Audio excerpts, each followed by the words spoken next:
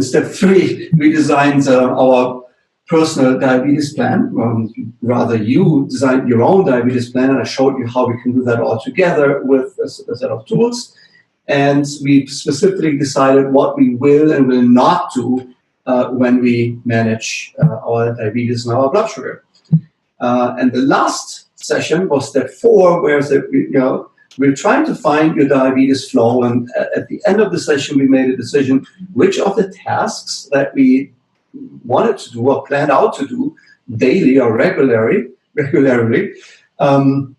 we will either do, doctor, or dump, meaning which are the tasks that give us the energy that we need to have, which are the tasks that drag us down, that we need to delegate to somebody else, or use technology to help us with it, or dump it in any other way. And then those tasks where we need to doctor, where it's not very clear yet, it's not really energizing us, it's not really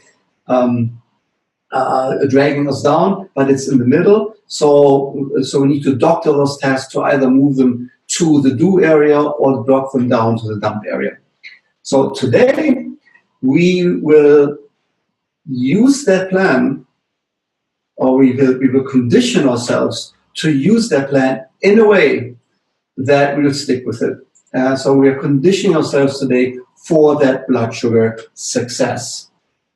And the premise here is if you change your focus, you change your emotions. And if you change your emotions, you will change your A1C.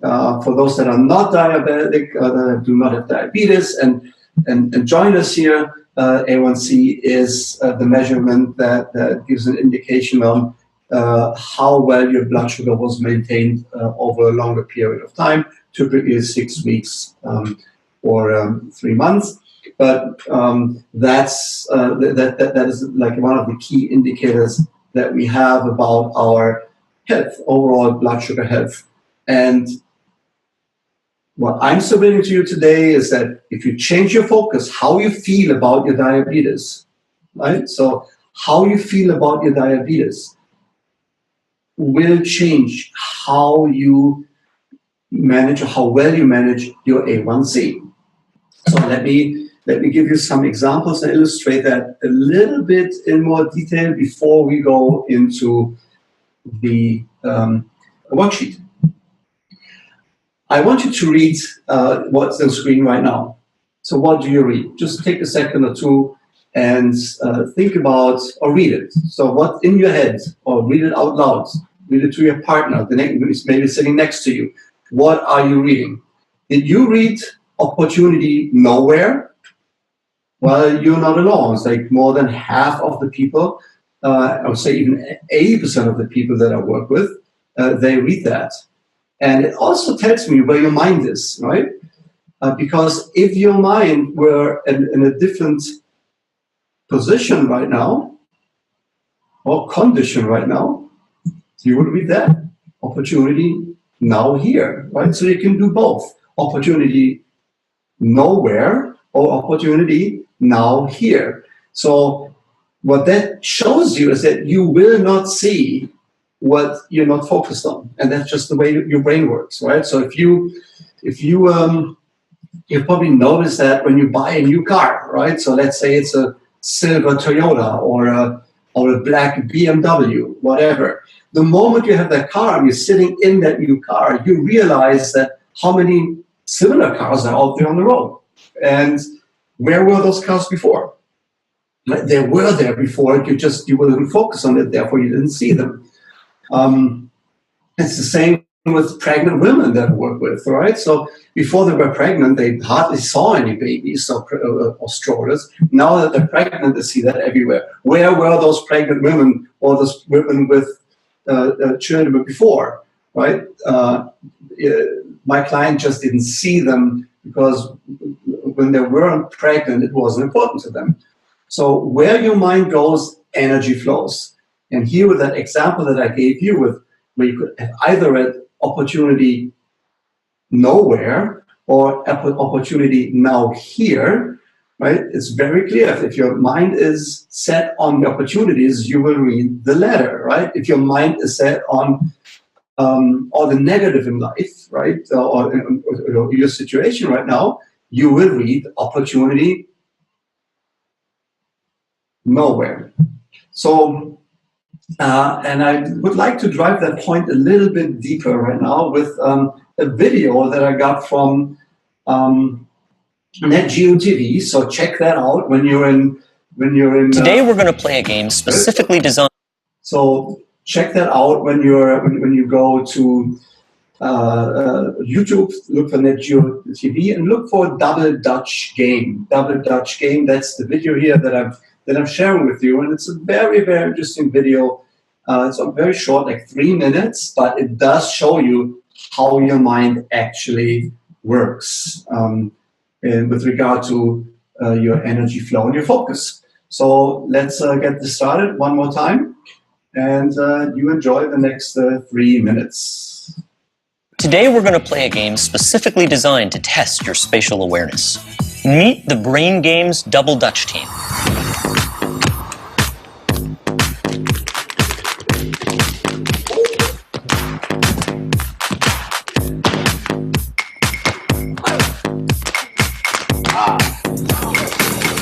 Now, what does jumping rope have to do with the brain? Well, Double Dutch requires off-the-chart spatial awareness, and today these kids are going to help us test yours. For this game, all you have to do is keep track of the number of times that either of the girls in green jumps. You'll count each time one of them lands a jump, like this. 1, 2, 3, 4, 5. As you can see, these jumpers are pretty quick on their feet, so you're going to have to pay attention to keep up. When the whistle blows, start counting. Ready? Go.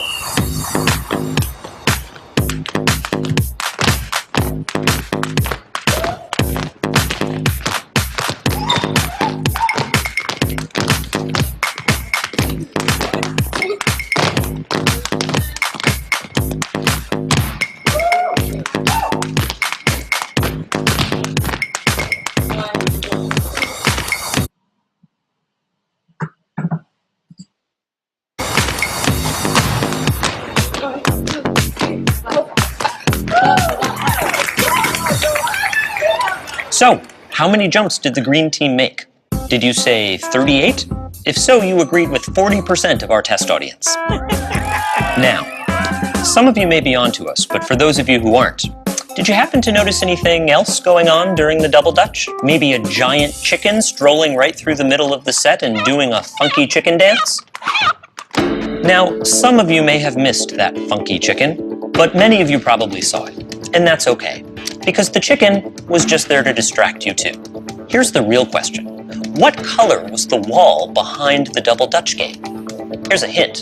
It wasn't the same color at the end as it was when they started jumping. The back wall was changing color the entire time, from bright blue to bright red. Nearly everyone misses it. But why? It turns out there's far too much information coming in through the eyes at any given moment for the brain to fully process all of it. As a result, the brain has to act like a spotlight, focusing our attention on some parts of the scene but not others. Now, most of you were probably paying attention to the jumpers, and some of you may have suspected that something strange was going to happen, and so you saw the chicken. But you probably weren't paying attention to the back wall. And what we don't pay attention to, we don't see. And hey, for those of you who managed to catch everything so far, did you notice that we also swapped the rope turners out halfway through? Gotcha. So, good example of how, like, where your energy goes or where your focus goes, energy flows, right? So I missed that the first time I saw that. I'm like, wow, that is so super cool. But if we miss that here in that short video, just think about how much you don't see that is around you. In fact, there is like an area of function in your brain called the reticular activating system that actively filters out 95% of everything that's around you. So if you're focused on the negative consequences of diabetes, guess what? That's what you're focused on, and that's what most likely will happen to you. If you focus on what's good about it and the opportunities that the disease gives you, you will find those opportunities. And I'm sharing that with you. I'm not that coach who read the book and tells you all of that. I've done this myself. That's why I'm sharing with you some of my life successes. Again, not to impress you, but to impress upon you that if you change your focus, you can do anything you like with diabetes. Nothing ever can hold you back. Right? So let me share. Let me go here to the next. Nothing ever can hold you back. And because if you believe that diabetes is a curse, you are right. I guarantee you that. If, on the other hand, you believe that diabetes is a gift, an opportunity to grow, a force to drive you further than you ever thought you would go, or the universe's way of telling you that you need to learn, then you're also correct. It's your choice. So here's a tweetable, in case you wanted to tweet. Like when you say to yourself that you have poor control over your blood sugar, you are judging yourself on a standard of diabetes perfection that can never be achieved. And I would like to share with you my own story. I had knee surgery once when I was 18 or 19, I think. And at the time, endoscopy was just invented. I was one of the first 100 people in Germany they used that procedure on. And so I had to stay in hospital for 3 weeks. Today you go in and out the same day, but at the time it was a major thing. And so I was lying in bed. I've always been an athlete. I was lying in bed. I had different nutrition, and I was struggling getting my blood sugar in check. And so doctors then told me, you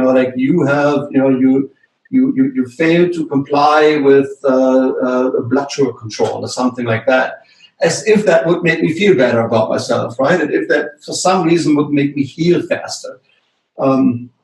So if you hear that from other people or yourself or even your doctors, right, it just makes you feel bad. It doesn't do anything. All it does, you feel more lousy about yourself, and eventually you give up and you feel that you have no control over your life in general. And the result of that is diabetes anxiety, which about 40% of people with diabetes experience at one point.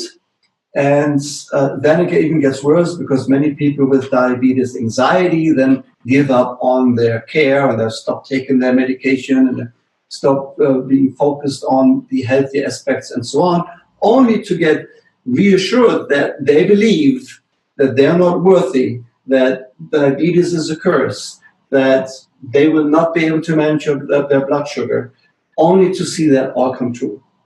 And so today we really want all the plans that you've made in the past 4 steps, we really want you to move, to condition yourself so that you do not go there, because your blood sugar will never be perfect again, period.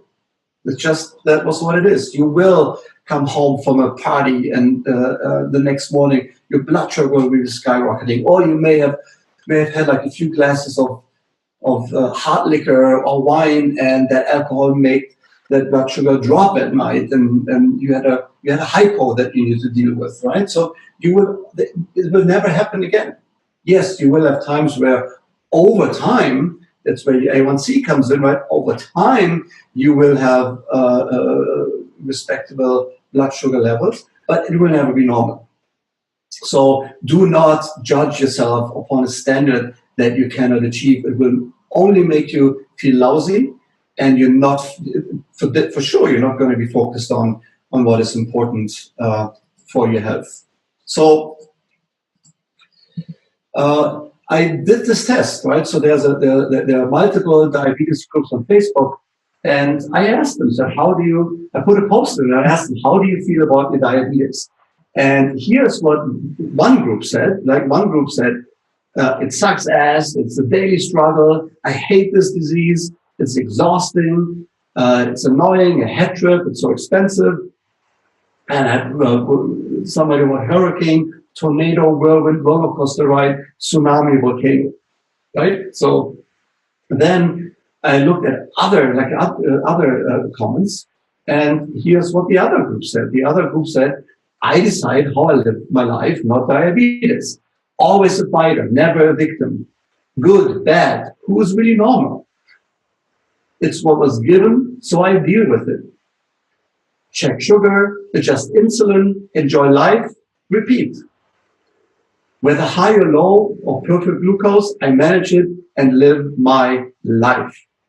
And it strikes me when I look into the profile of many of those people that the first group tends to be the group that struggles with managing their diabetes and keeping their blood sugar in check the most. Whereas the second group generally, and there are always exceptions, but generally is the group of people that keeps their blood sugar in check. And these are also the people that have had diabetes for 20, 30, 40 years, just like myself, without any complications. So mindset is so much more important than your technicalities, because your technicalities only get you so far, and you will fail, right? So it's for sure you will fail. But you can say to yourself, you see, I failed, this whole thing doesn't work, diabetes is a curse, I hate this disease, it's exhausting. Or you can say, you know what, my blood sugar today is just off. What can I learn from it? What did I do yesterday different from the day before? And maybe there's a reason. You will also find out that sometimes there is no reason, right? That there is a reason, of course, but there is no logical explanation for you what happened. Sometimes your blood sugar has its own mind. And like in my book, Blood Sugar in Check, we have that link here in the YouTube group. In my book, not YouTube, on Facebook, if you watch on YouTube, you have it down here as well. If you watch it in the training session, you will also find that link there to the book, Blood Sugar in Check. But in that book, I write that it's a medical fact that your heart, when you were in your mother's womb, right, your heart started beating before you had a brain. So what made that brain beat? Something or somebody, someone loved you enough, knew you were already enough to give you that gift of life. So something makes the heart beat. That something, I firmly believe, also sometimes gives itself the right, or himself or herself the right, to mess with your blood sugar, right? Sometimes it's like every person with diabetes will tell you that.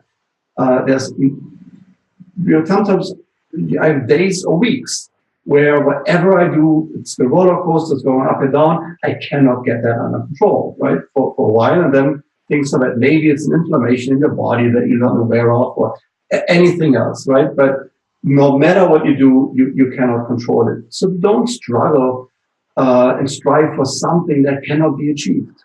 What I want you to do instead is strive for a mindset that keeps your blood sugar in check and how you feel about yourself positive.